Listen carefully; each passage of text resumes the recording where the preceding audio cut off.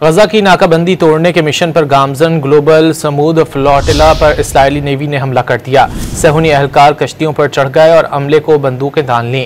37 ममालिक के 201 कारकुनों को गिरफ्तार कर लिया गया। इस्राएली हुक्काम के मुताबिक तमाम अफराद को अजदुद पोर्ट मुंतकिल कर दिया, जहां से उन्हें यूरोप डिपोर्ट किया जाएगा। हिरासत में लिए गए अफराद में मारूफ स्वीडिश माहौलियाती कारकुन ग्रेटा थुनबर्ग और साबिक सेनेटर मुश्ताक अहमद भी शामिल हैं।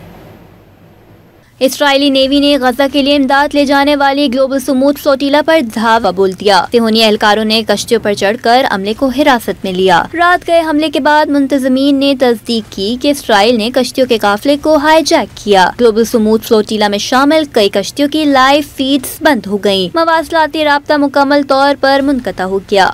आलमी मीडिया के मुताबिक इस्राएली एहलकारों ने ग्लोबल समूद फ्लोटिला के काफिले में शामिल 13 कश्तियों को कब्जे में लिया। कश्तियों में सवार 201 रज़ाकारों को गिरफ्तार करके इस्राएल की अशदोद बंदरगाह मुंतकिल कर दिया गया। पाक फलस्तीन फोरम ने एक्स पर जारी बयान में कहा कि साबिक सेनेटर मुश्ताक अहमद खान को भी इस्राएली फोर्सेस ने हिरासत में ले लिया। गिरफ्तार होने वाली स्वीडन की मारूफ इंसानी हुकूक की कारकुन ग्रेटा थुनबर्ग भी शामिल है। हमास ने समूद फ्लोटिला पर धावे और कारकुनान की गिरफ्तारी को बहरी कज़ाकी और दहशतगर्दी करार दिया।